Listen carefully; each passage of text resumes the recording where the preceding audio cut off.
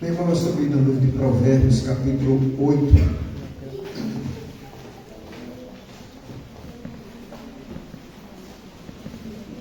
Provérbios, capítulo 8, dos versos 32 ao 36. Preste bem atenção.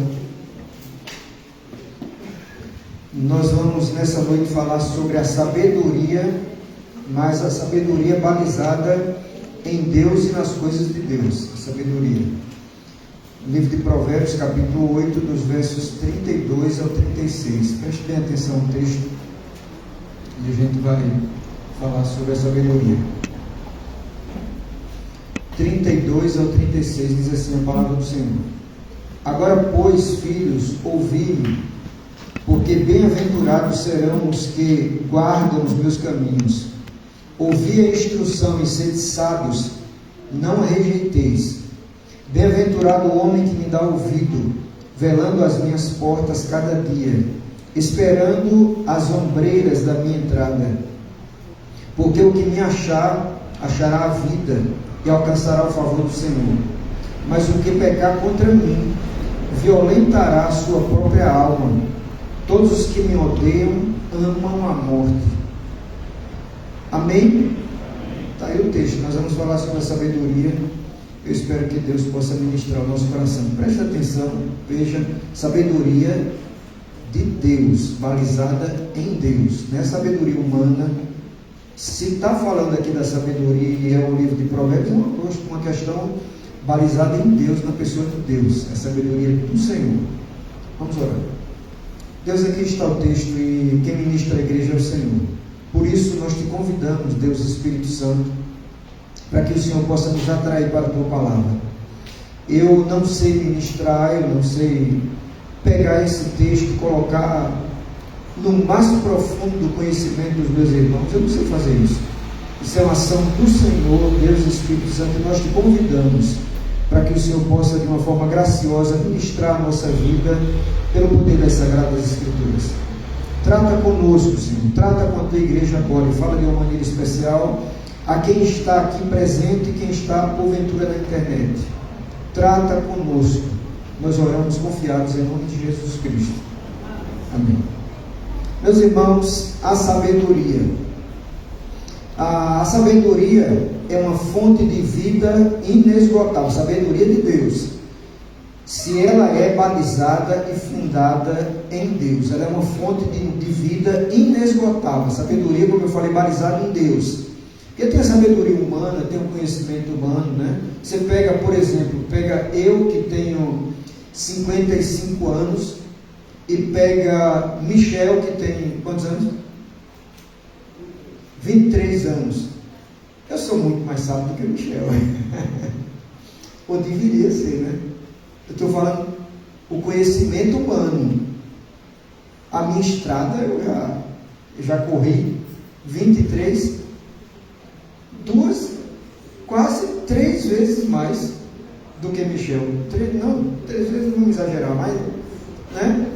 2 vezes e um pouquinho. Então eu tenho mais sabedoria, não de Deus, sabedoria humana, conhecimento humano. Tenho mais do que Michel, tenho mais do que Lucas, que eu acho que Lucas tem o que, uns 20?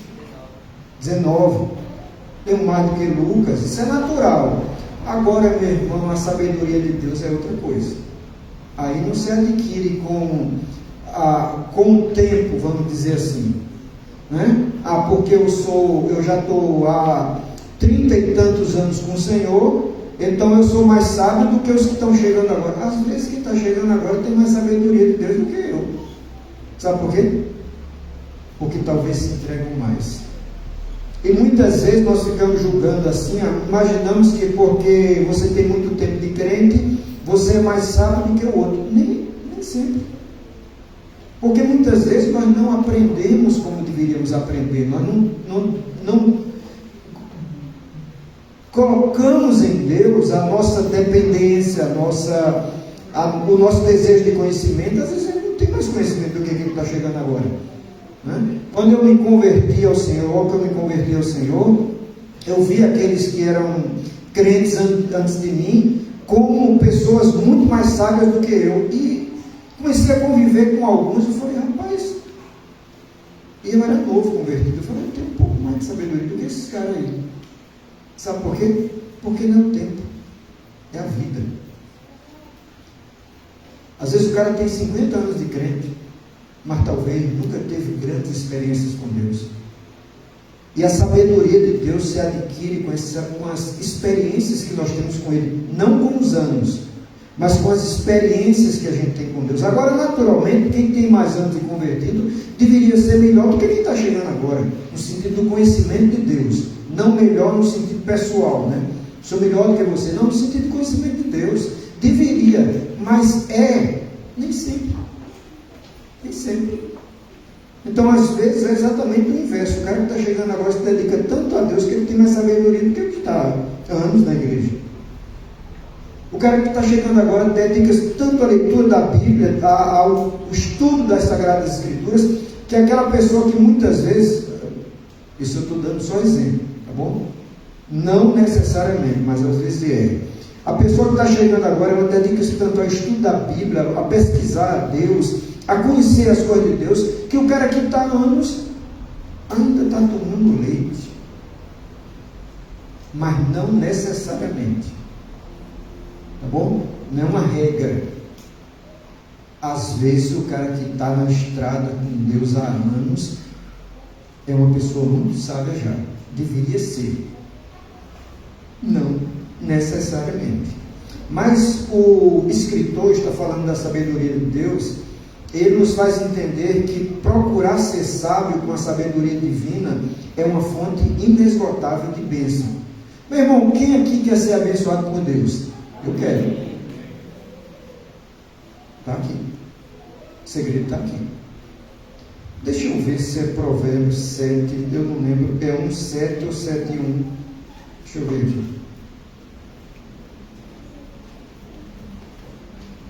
Não, eu acho que é 1,7, eu não tenho certeza, deixa eu ver aqui. Pronto. Veja aí, você está com a Bíblia aberta, dá uma chegadinha no Provérbios 1, o verso 7. Veja o que é que a Bíblia diz. Eu acho que os irmãos conhecem, alguns já conhecem decorado. A Bíblia diz: o temor do Senhor é o princípio do conhecimento. Os loucos desprezam a sabedoria e a instrução. O ponto é temer. Teme e obedeça, vai ler, vai buscar o Senhor, vai estudar a Bíblia Sagrada. Porque, meu irmão, nem sempre aquilo que está escrito é aquilo que é. Nem sempre que está escrito aí é aquilo que de fato é, aquilo que o profeta estava querendo dizer, ou que o escritor queria dizer. Porque muitas vezes está escrito algo e a gente vai prestar atenção e não é aquilo que parece ser. Né? Como, por exemplo, eu vou dar um exemplo de um texto que talvez, às vezes a gente torce, né? A Bíblia diz: o espírito do profeta está sujeito ao profeta. Os irmãos já ouviram esse texto? Já ouviram essa Romanos? Se a minha mente não me faz esquecer, acho que é Romanos. Não sei se alguém lembra a referência, eu quero que seja Romanos. O espírito do profeta está sujeito ao profeta. Alguém lembra onde é que está escrito? Irmão João, lembra? Eu não, de cabeça assim eu não consigo lembrar não, acho que é Romanos. Mas e aí? O que é que o texto quer dizer? Que o espírito do profeta está sujeito ao profeta. Quer dizer o quê? Muitas vezes a gente entende errado esse texto. A Bíblia está dizendo, sabe o quê? Simplesmente o seguinte: se Deus quiser falar alguma coisa, e o profeta não quiser dizer, não vai falar. Ele pode falar através de outro, mas daquele não, porque ele tem autoridade. Você fala, pastor, o profeta pode calar a boca de Deus? Meu irmão, pasme você, pode, na boca dele. E se ele não falar, Deus vai levantar outro. Mas o profeta pode calar a boca de Deus. Ele pode fechar e pode não falar. Deus vai levantar outro. Entendeu? Então, às vezes está escrito alguma coisa ali que a gente pensa, acha que é alguma coisa e não é. Outra coisa completamente diferente. Então, meus irmãos, a sabedoria que vem de Deus é uma fonte inesgotável de bênção. Quer ser abençoado? Vai estudar sobre a Bíblia, vai estudar sobre Deus. Vá ler a Bíblia, que a fonte inesgotável está aqui, da bênção, da sabedoria de Deus para a nossa vida está aqui, meu irmão, leia. Mas o que nós vamos ver sobre a sabedoria no texto? Aí sim, nós vamos pegar o verso 32 e 33, primeiro 32, que diz assim: agora, pois, filhos, ouvi-me, porque bem-aventurados serão os que guardam os meus caminhos. Primeira coisa, né? O verso 33: ouvi a instrução e sede sábios, não a rejeiteis. Então quero destacar algumas coisas. A sabedoria nos faz guardar o caminho de Deus. Guardar o caminho de Deus faz o homem mais sábio e feliz.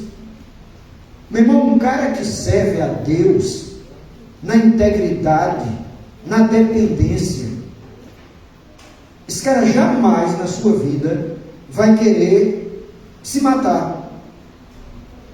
Aí você olha e diz, pastor, tem dois casos na Bíblia que eu acho estranho, e eu vou citar todos os dois agora, se eu me lembrar. Um deles é Elias, que a Bíblia diz que ele desejou a morte, não sei se você sabe. Outro caso, Jonas. Depois de fazer aquela obra maravilhosa de pregação, ele senta no lugar, a Bíblia diz que ele também desejou a morte. E aí? Faltou dependência. Porque quando tem dependência, meu irmão, não se deseja a morte. Quando tem dependência, se deseja a vida. Quer viver, quer estar bem. É óbvio, meu irmão, que tem as doenças mentais. Você pode ter algum problema que precisa de algum psiquiatra para te ajudar. E tem uma questão que a gente precisa dizer para a igreja. Meu irmão, ir a psiquiatra não quer dizer que você tem problemas espirituais ou mentais. Não, você pode estar precisando de uma droga que a tua cabeça não está conseguindo. Tua cabeça não. Que o teu corpo pode não estar conseguindo dar aquilo que você precisa. Isso é normal, pode acontecer com qualquer um. Aí, diante de uma pressão desse tipo, a gente pode querer morrer. Mas eu estou falando, alguém que depende de Deus, que está buscando o Senhor. Deixa eu dar um exemplo para os irmãos. Há mais ou menos, eu não vi Gilberto aqui. Gilberto está por aqui? Há mais ou menos 2 anos atrás, mais ou menos, acho que isso, eu comecei a ter um problema agravado do meu sono. Todo mundo sabe aqui que eu não durmo muito direito. Agora eu estou dormindo melhor, mas eu não dormia muito direito. E eu percebi que 2 noites seguidas eu fui dormir depois de 3 horas da madrugada. Deitava e não conseguia dormir. Quando eu comecei a avaliar aquilo, eu falei, peraí, tem algum problema. E eu procurei um psiquiatra. E comecei a conversar com ele, mostrar a minha vida como é que estava. Ele chegou para mim e disse, o seu problema não é na minha área. Provavelmente o seu problema é com sono. E aí eu fui fazer o exame do sono, e de fato eu descobri que eu tenho um problema de infância, que eu não durmo direito desde a infância. Aí passaram o indutor do sono, não sei se todo mundo conhece isso aqui, o indutor do sono, que é um remédio que seria o gatilho do sono. Meu irmão, quando eu tomei aquele negócio, eu nunca dormi tão bem na minha vida. Foi um negócio bom. Eu vim entender o que era sono depois que eu tomei aquele comprimidinho. Aí eu passei 6 meses tomando aquele comprimido, uma dose para beber. Ele pegava um comprimido grande de 10 e dizia, divida no meio. e tome. Meu irmão, funcionava. Depois de um tempo, a mulher, né? Era uma senhora, não foi o psiquiatra, não foi uma senhora. Ela disse, vamos fazer um teste agora, você... Meu irmão já era meio, ele disse, agora corte no meio, do meio. Era 10, foi para 5, foi para 2,5. Eu dormia bem do mesmo jeito. Digo, um negócio bom. Mas aí ela chegou para mim e disse, espera aí, agora vamos começar a tirar isso aí. Aí começou a me dar umas coisas naturais e o sono estava bom. Depois a gente começou a ver a questão de chá e o sono ficou bom também. Meus irmãos, hoje, graças a Deus, eu não estou tomando nada, estou tendo um sono bom, porque Deus está com a gente. E também eu procurei a medicina, tá bom? A irmã Severina está procurando a medicina, o irmão Alex está procurando a medicina. Porque Deus, meu irmão, para que Deus dá inteligência ao homem? Para quê? Será que é para a gente negligenciar, jogar de lado e falar, não, meu irmão, se precisar, vai, faça. Ah, pastor, você é fã de médico? Não.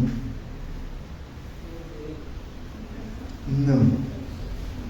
Mas se for preciso, vamos ao médico. Mas eu não sou fã de médico, não, tá bom?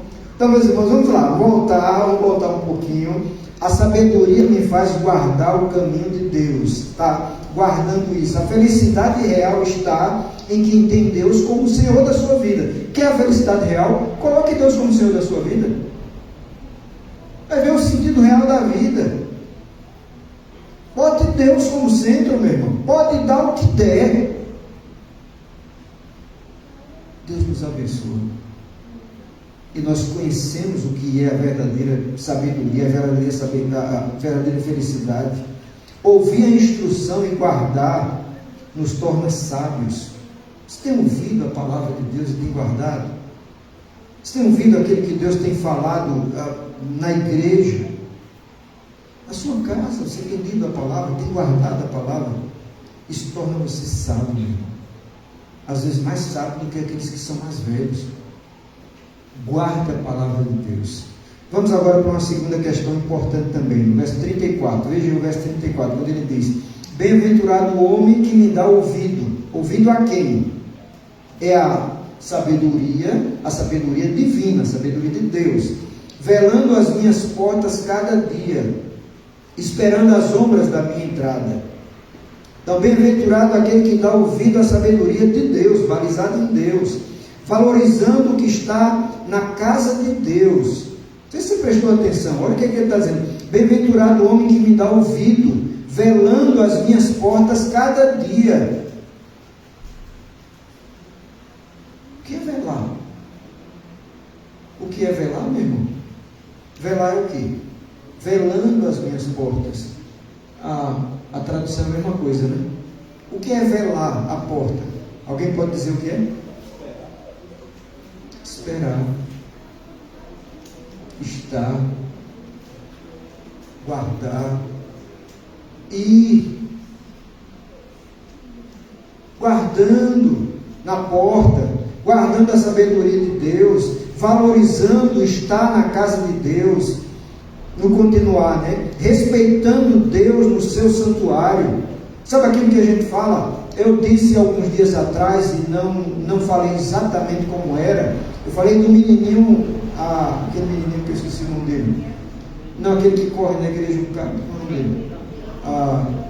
Danilo. Aí eu não expliquei porque aquele menino fica correndo direto na igreja. Alguém pode dizer, porque os pais não doutrinam. Mesmo aquele menino é autista. É difícil você chegar para um autista e encher. Meu irmão, é difícil demais.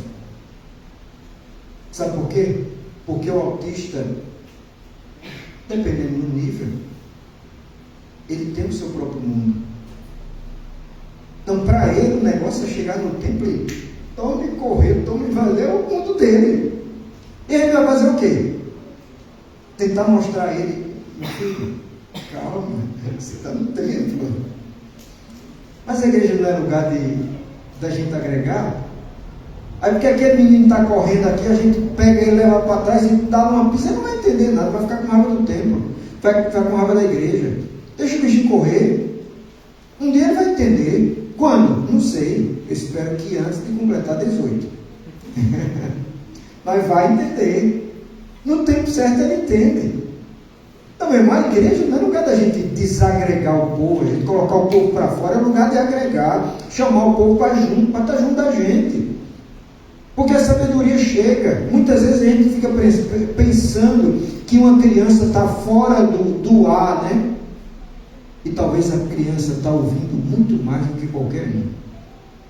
Às vezes a criança está mexendo ali em alguma coisa, você fica pensando, não está recebendo nada. Talvez ela está recebendo muito mais do que um adulto, porque ela está concentrada no seu brinquedo, mas naquilo que está sendo ministrado para a igreja.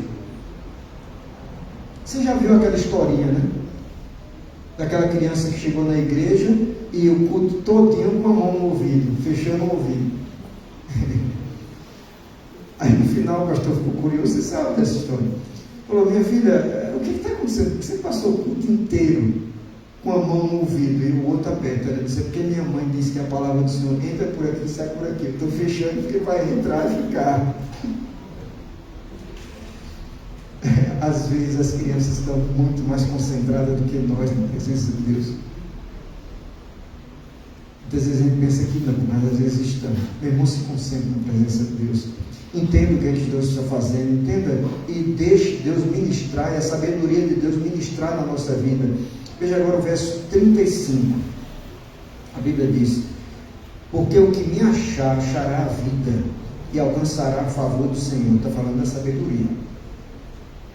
Quando achamos a sabedoria de Deus, achamos a vida. Pensou que pensa? A sabedoria de Deus, ela traz vida para a nossa vida. Você tem jeito de viver. É por isso que a gente vai para Taperoá e anda, eu não sei quem é que estava falando, dizendo que andou nos lugares bem difíceis, eu não sei, não lembro quem foi. Lucas, né? Andei em lugares bem difíceis. Eu também, Lucas. Eu acho que a maioria talvez foi para aqueles lugares meio difíceis. Pobres, casas bem humildes mesmo. A gente faz isso por quê? Porque a sabedoria de Deus um dia me atingiu. Eu quero que atinja eles. É assim que acontece, meu irmão. Deus atingiu você. Deixe Deus atingir outros através de você. Seja ponte. Nós não conseguimos salvar ninguém, mas a gente consegue dizer, aqui está a salvação. Jesus é a salvação. Jesus é o caminho que nos leva a Deus. Nós podemos dizer isso. Quem acha a sabedoria de Deus, acha a vida. A sabedoria de Deus, ela traz vida para a nossa vida, alcança, ela nos abençoa, nos dá sentido, nos dá razão. E alcançou o favor de Deus. Que bênção! Você consegue enxergar como os outros não enxergam. Você consegue ver o que os outros não veem. Você consegue ouvir o que as pessoas não ouvem. Porque muitas vezes a gente chega na igreja e fala, eu ouvi a voz de Deus. Alguém olha para você e fala, tá louco. Tá não, meu irmão. Deus fala. Deus fala. Deus ministra. Quem acha a sabedoria de Deus, acha a vida. Porque Deus vai ministrando e cada vez mais a gente vai vendo o sentido da vida. Sabe, deixa eu dar um exemplo para você bem básico. O meu bisavô aceitou Jesus como Senhor e Salvador. Meu bisavô foi o primeiro da família. Aí veio, estou eu. Graças a Deus eu aceitei, Gilberto aceitou, os nossos filhos todos estão com Deus. Graças a Deus, Sueli aceitou, Davi aceitou, Eva está com Deus. Está dormindo? Está onde? Está por aí, né? Eva, se liga, Eva.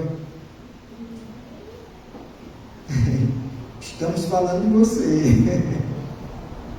Graças a Deus. Né? Futuramente, eu não sei se eu vou ter esse prazer, né, de olhar e dizer, Graças a Deus, isso muito futuramente, viu, Eva? Muito futuramente. Se Deus quiser, muito futuramente. A gente vai olhar e vai dizer, Eva está com um namorado na casa de Deus. Né? Não é coisa para agora não. Né?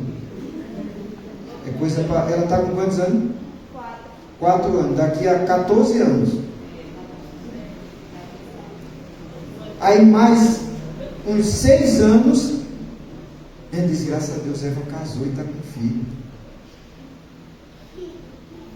Né? E o gurizinho na casa de Deus, e a família na casa de Deus, mas não toquei a bênção. Nunca pelos caminhos de Deus. Agora, olha o problema que vem no verso 36, quando ele diz, mas o que pecar contra mim, violentará a sua própria alma, contra a sabedoria, e contra as coisas de Deus, o Deus. Todos os que me odeiam, amam a morte. Ele está dizendo, quem peca contra Deus e a sabedoria de Deus, ou contra a sabedoria de Deus, só encontra problema para a sua vida. Tem a alma violentada. Pecar contra a sabedoria de Deus. Sabe o que é isso? Deus te salvou. Você não tem prazer de ler Bíblia. Você não tem prazer de ir aos cultos. Você não tem prazer de estar na presença de Deus. Você não tem prazer de, muitas vezes, de nada. Eu espero não estar falando para ninguém aqui. Mas muitas vezes a gente não tem prazer. Chega o culto, a gente fala 8h20. E esse pastor não vai acabar, não? Qual prazer? A gente vai para o cinema, às vezes um filme, chulo, 2 horas, 1h30, né? O filme hoje é mais 2 horas. Eu ouvi aí ele está sendo lançado para que é 3 horas e tanto. Meu Deus, como é que o cara consegue? Foi 3 horas. 3 horas de filme. Meu Deus, eu não aguento assistir um filme desse. A não ser que seja dosado. 1 hora, 1 hora e 1 hora. Aí não dá. Mas tem gente que passa 3 horas numa sala de filme normal e pisca bem pouquinho. Aí passa 1h30 na presença de Deus no culto, ou 1 hora, e fala, isso tudo não vai acabar não. Onde é que está a sabedoria? Onde é que está? A gente troca às vezes as coisas do mundo, meu irmão, pelas coisas não são principais, não são melhores. Eu já vi o cara, eu não lembro qual era o show, não sei se era Madonna, o cara passar, sei lá, dias na fila, principalmente quando vem um artista de fora, né, do país, passa dias na fila, e para minha surpresa, às vezes as mães vão e passam dias na fila para conseguir ingresso para os filhos. Meu Deus! Agora, se fosse dias em um culto, e aí, o que você acha? Alguém ia? Era muito difícil. Passar um dia inteiro no culto era muito difícil. Meus irmãos, a gente troca as coisas. Agora, sabe quem faz isso com primazia? O diabo. Ele coloca a mentira como verdade. Ele coloca o principal, os shows são principais, o culto não. Os livros de Harry Potter são principais, a Bíblia não. E os livros de Harry Potter, eles se comparam à Bíblia, né? Aliás, muito mais do que a Bíblia, são 7, se eu não me engano. Não é? São 7? Alguém já leu ou sabe? Se eu não me engano, são 7. 8. Né? É uma série. E cada livro não é fininho não, né? Mas não dá mais que a Bíblia. Os guri antigamente, não sei hoje como é que está, mas antigamente o pessoal pegava e comia aqueles livros. Comia assim, né? Lia com prazer. Aí nós temos o livro da vida, o livro que abençoa vidas, e a gente não lê com prazer como lê um livro secular. É claro que tem uma batalha espiritual. Se você for ler a Bíblia, tem uma batalha espiritual. A gente precisa orar, precisa pedir a Deus que nos oriente, que nos fale.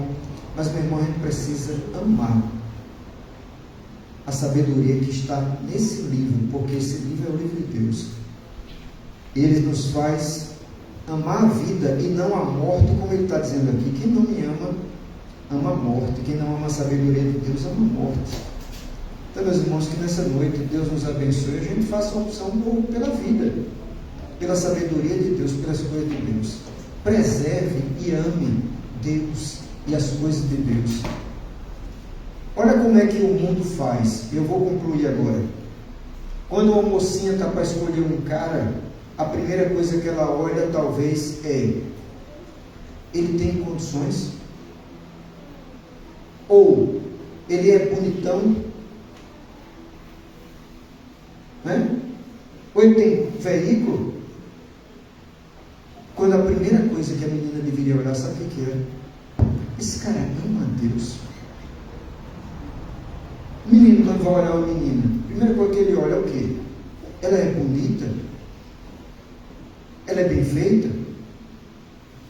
Como é que ela é? A primeira coisa que a pessoa deveria olhar é: ela é uma serva de Deus, ela ama a Deus.